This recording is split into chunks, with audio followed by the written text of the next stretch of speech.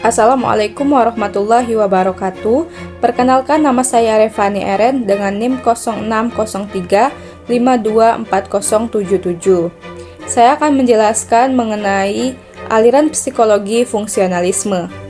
Salah satu aliran psikologi yang bertolak belakang dengan aliran psikologi strukturalisme adalah aliran psikologi fungsionalisme.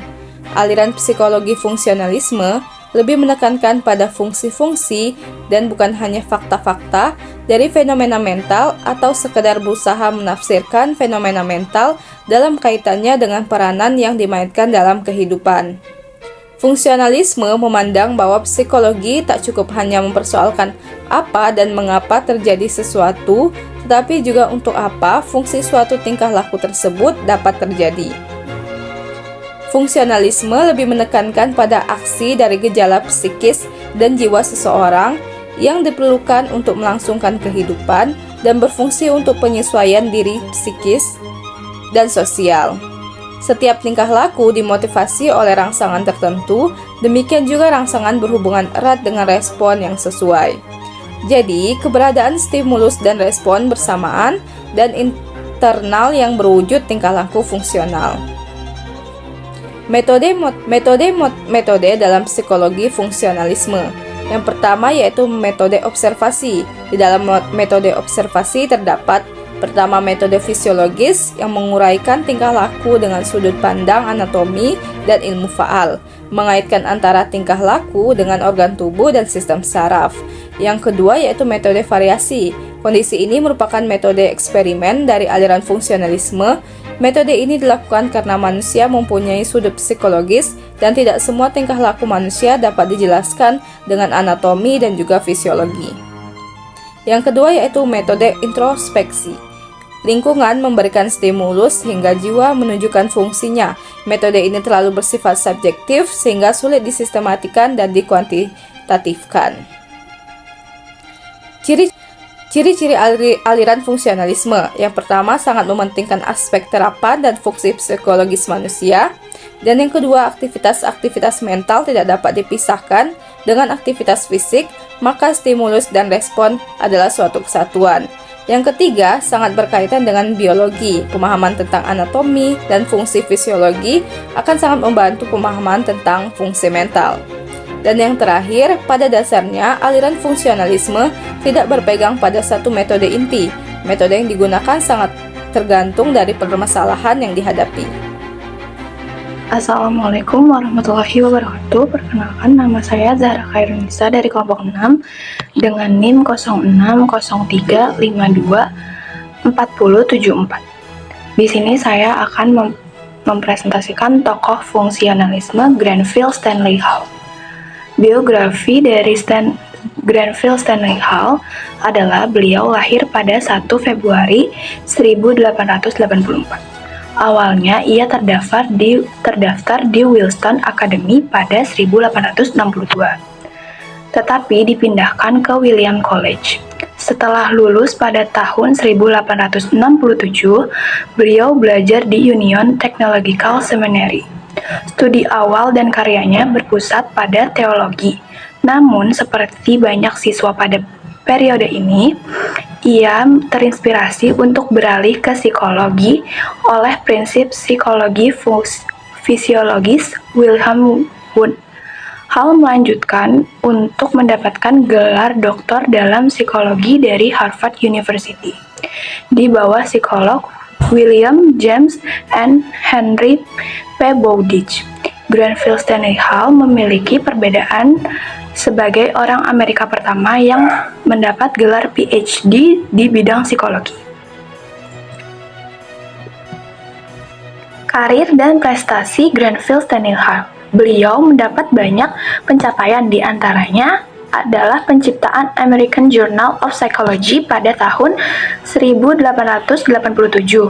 Selama berada di Johns Hopkins, ia juga mendirikan laboratorium psikologi eksperimental pertama di Amerika. Pada tahun 1888, Hall meninggalkan Universitas Johns Hopkins, dan pada tahun 1889 ia menjadi presiden Universitas Chartres. Pada 1892, Hall terpilih sebagai presiden pertama dari American Psychological Association. Pada tahun 1909, ia terkenal mengundang sekelompok psikolog, termasuk Sigmund Freud, untuk berbicara di Universitas Chartres. Kontribusi Granville Stanley Hall untuk psikologi. Beliau adalah psikologi evolusioner dan perkembangan anak. Beliau sangat dipengaruhi oleh teori rekapitulasi Ernest Haeckel yang menyarankan bahwa tahap embrio organisme menyerupai tahap perkembangan nenek moyang evolusi organisme. Sebuah teori yang saat ini ditolak oleh sebagian besar ilmuwan evolusi. Hall mengabdikan sebagian besar karyanya untuk memahami perkembangan remaja, khususnya di bidang agresi. Dia menggambarkan dua jenis agresi yang berbeda, yaitu agresi relasional dan agresi fisik, di mana ia menyatakan bahwa agresi fisik lebih umum di antara laki-laki. Ia percaya bahwa perempuan lebih cenderung menunjukkan agresi relasional. Jenis agresi ini melibatkan taktik seperti pengecualian sosial dan gosip.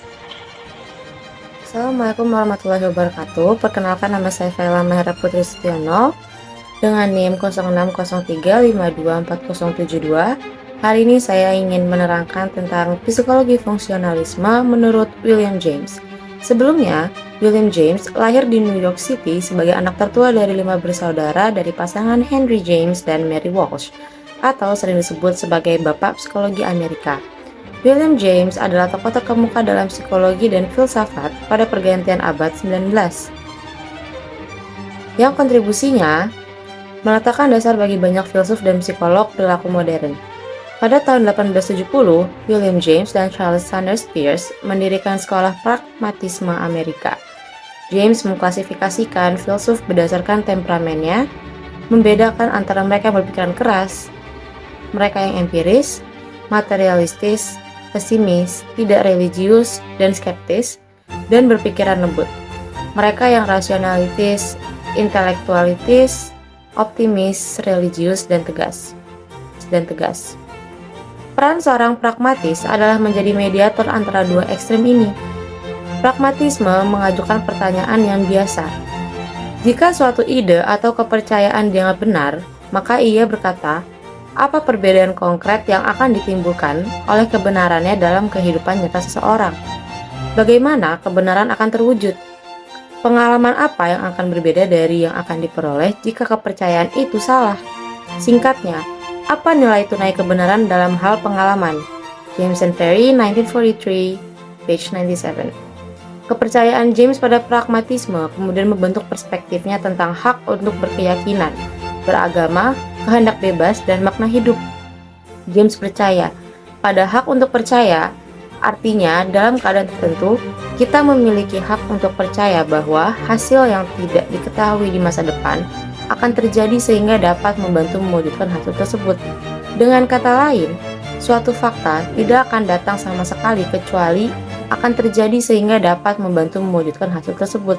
Dengan kata lain, suatu fakta tidak akan datang sama sekali kecuali ada keyakinan awal akan kedatangannya. James, 1996.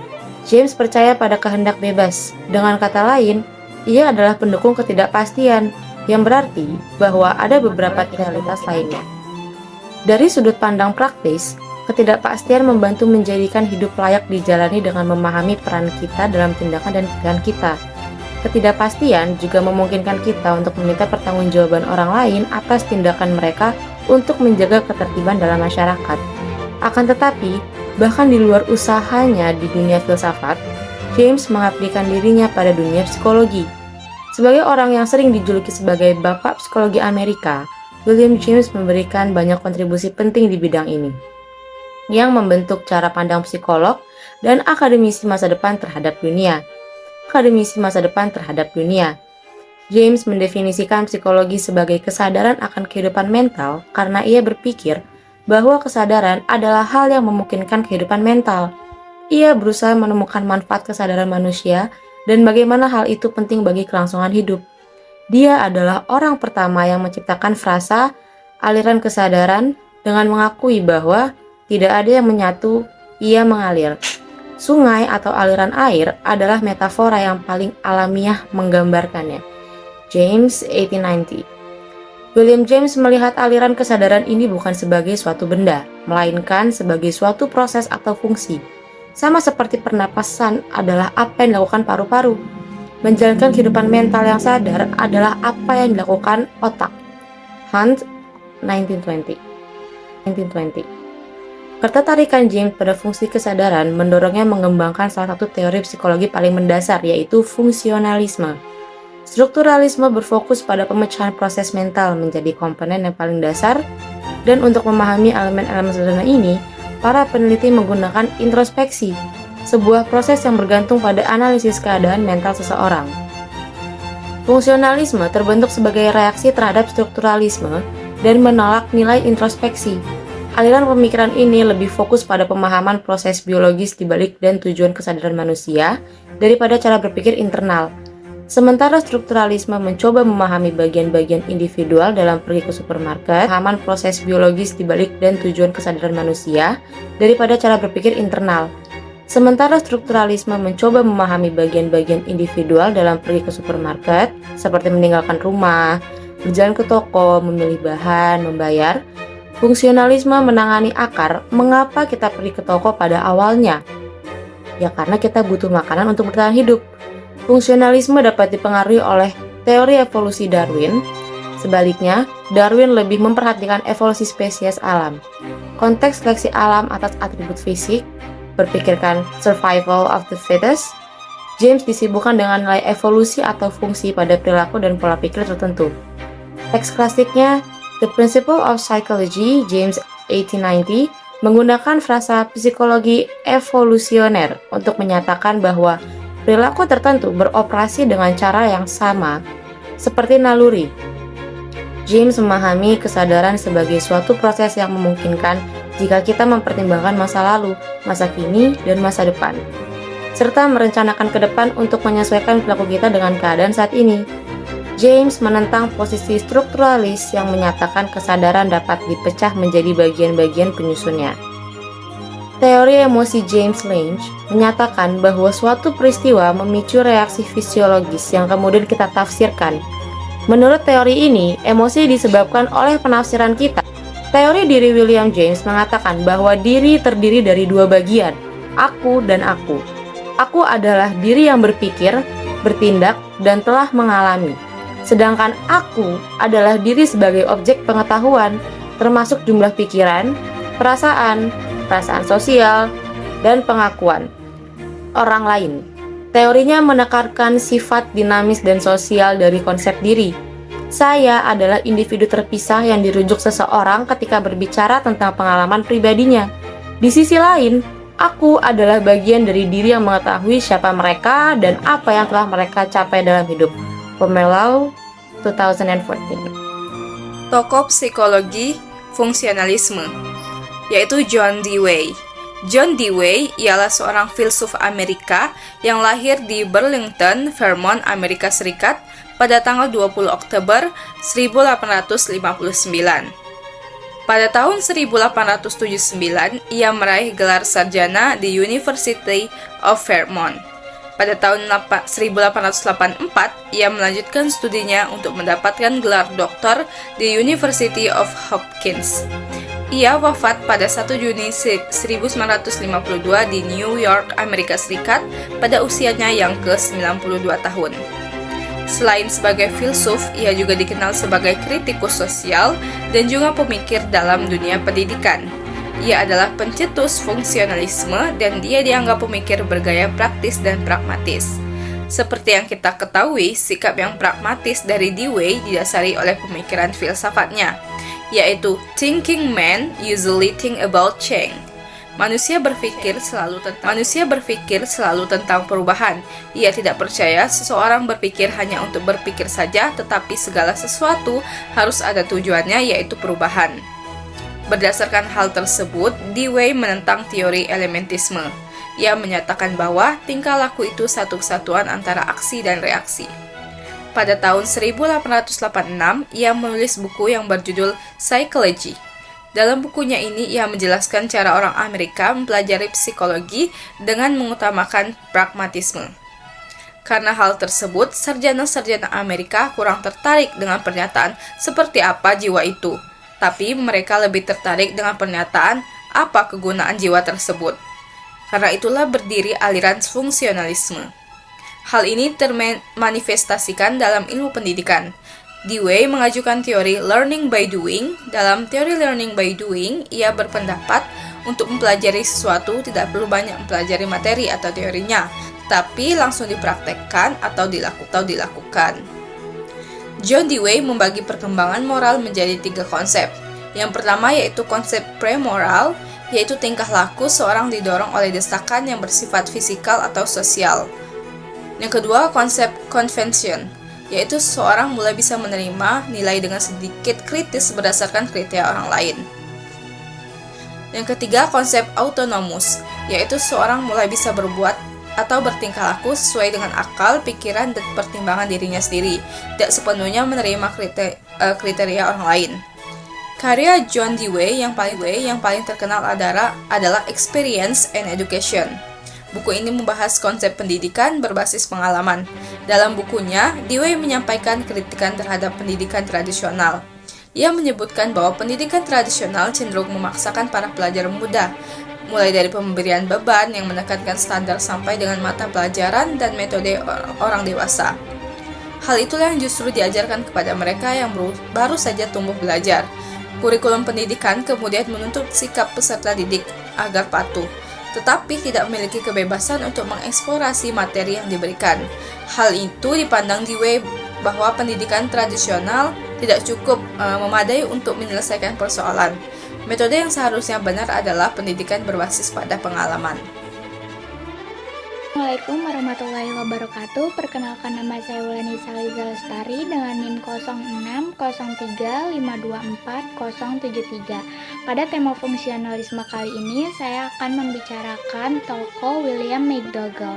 William McDougall lahir di Catherton, Lancashire, 22 Juni 1871.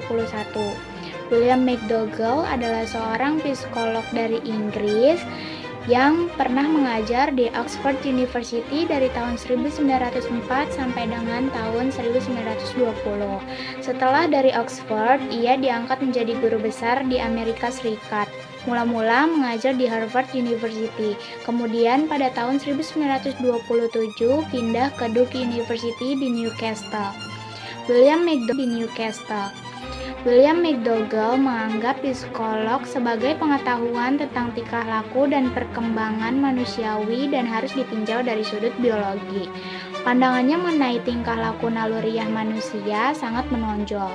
Dengan naluri tersebut dimaksudkannya suatu disposisi lahirlah sampai pada pengamatan objek-objek tertentu, pengalaman emosional tertentu, dan pelaksanaan berbagai perbuatan tertentu.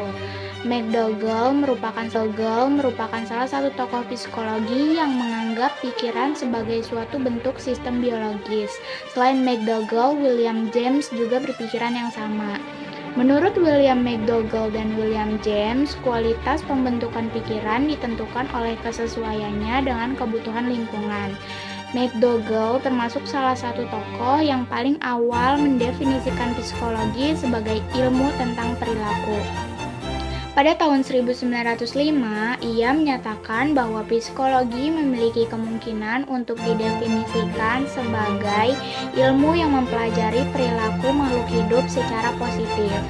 Ia mengemukakan sejumlah teori yang kemudian dikenal sebagai psikologi bertujuan. Teori-teori ini memberikan inspirasi terhadap aliran behaviorism di Amerika Serikat. Karya tulis dari McDougall salah satunya adalah Introduction to Social Psychology, merupakan buku teks yang ditulis oleh McDougall dan diterbitkan pada tahun 1908. Introduction to Social Psychology merupakan salah satu buku yang membahas tentang salah satu faktor penentu dari perilaku sosial, yaitu kebiasaan. Introduction to Social Psychology kemudian menjadi salah satu buku utama dalam psikologi sosial. Sekian dari saya. Wassalamualaikum warahmatullahi wabarakatuh. Assalamualaikum warahmatullahi wabarakatuh. Halo semuanya, perkenalkan nama saya Zalfa Diestuyanti. Saya berasal dari Prodi Psikologi dan NIM yaitu 06035240075. Hari ini saya akan mempresentasikan Harvey Carr, salah satu tokoh dari psikologi fungsionalisme. Harvey Carr lahir pada tanggal 30 April tahun 1873. Harvey Carr adalah seorang Amerika psikolog dan pengembang fungsionalisme seiring dengan John Dewey dan James Rowland Angel.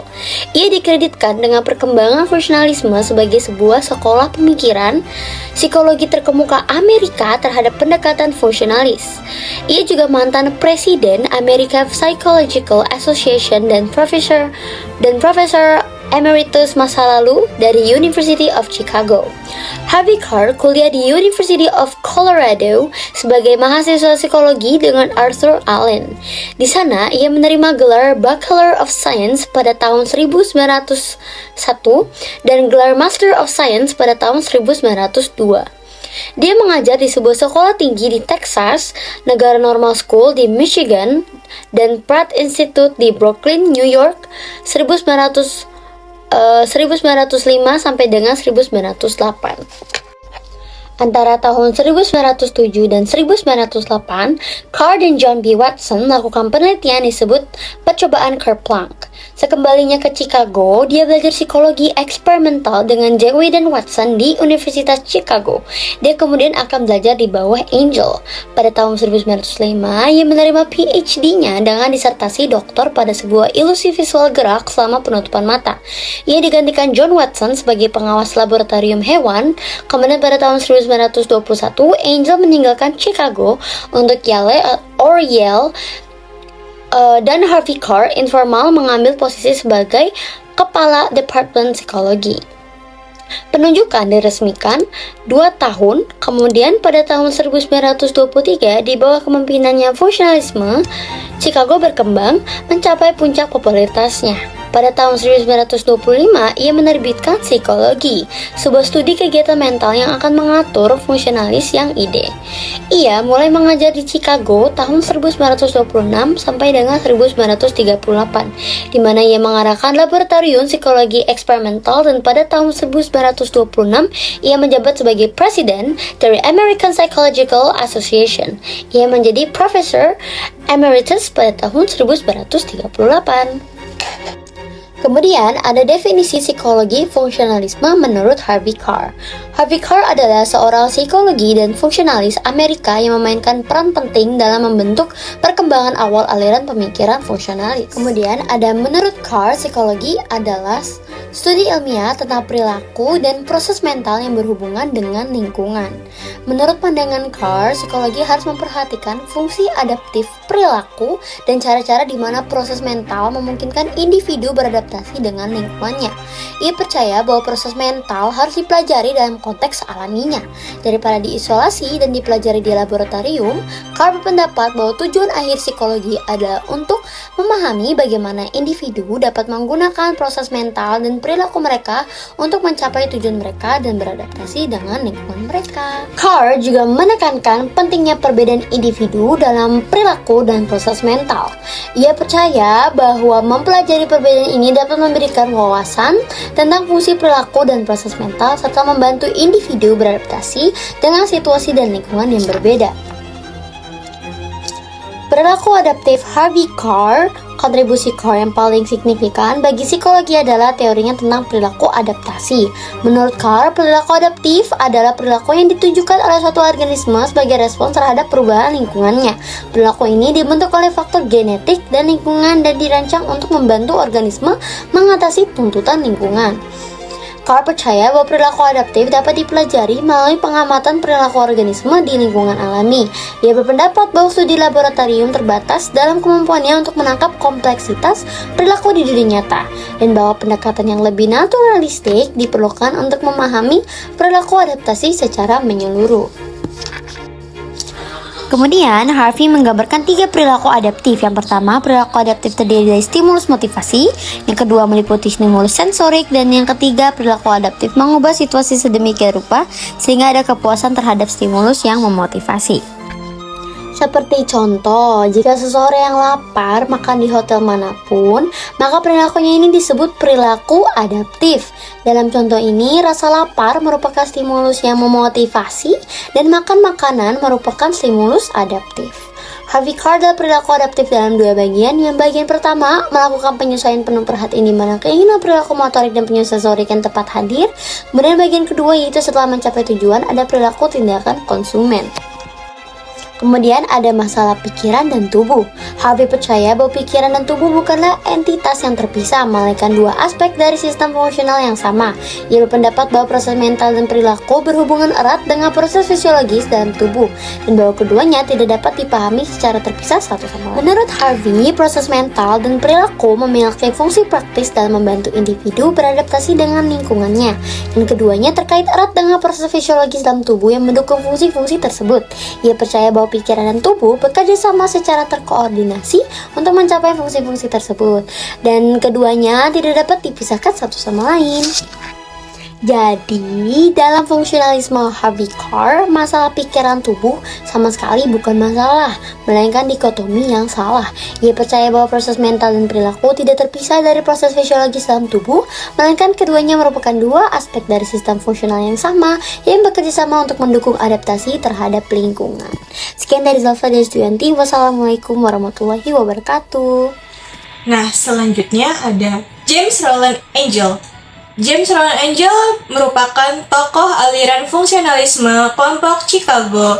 Ia lahir pada tanggal 8 Mei 1869 di Burlington, Vermont, dan wafat pada tanggal 4 Maret 1949 di Hamden. Pada tahun 1891, Angel lulus dari Universitas Michigan dengan gelar sarjana di bawah pengawasan John Dewey.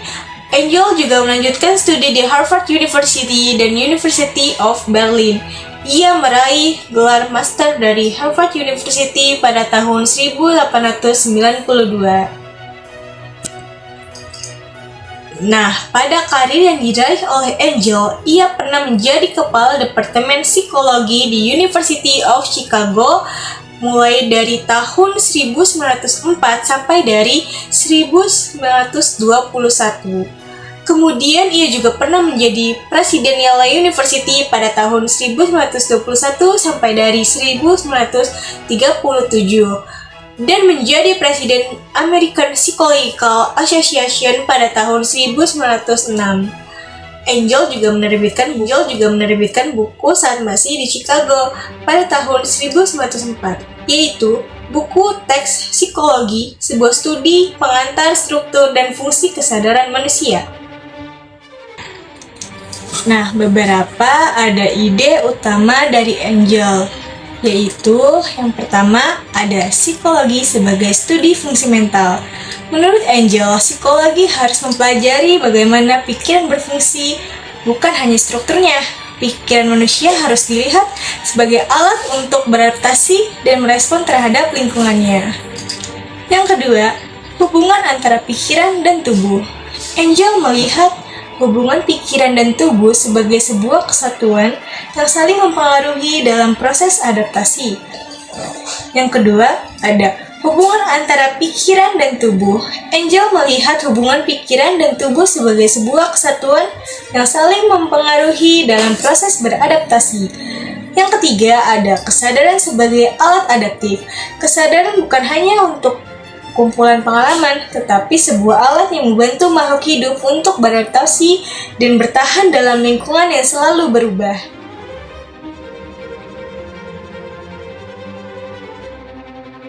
E.L. Thorndike atau Edward Lee Thorndike lahir di Williamsburg, United States pada 31 Agustus 1874 dan wafat di Montrose, New York pada 9 Agustus 1949. Thorndike merupakan lulusan dari Wesleyan University pada 1895 dan saat studinya di Harvard University ia mempelajari animal behavior bersama William James pada 1895 hingga 1897 dan selanjutnya dengan James McIntyre di Columbia University. Thorndike mengemukakan dua hukum behavioral dan proses pembelajarannya yaitu the law of effect atau hukum akibat dan the law of exercise atau hukum latihan. Di dalam disertasi doktoralnya yang diterbitkan pada tahun 1911 dengan tema Animal Intelligence yang menghasilkan the law of effect yang menyatakan bahwa melalui proses coba-coba subjek menemukan respons perilaku yang menunjukkan kepuasan terhadap sesuatu.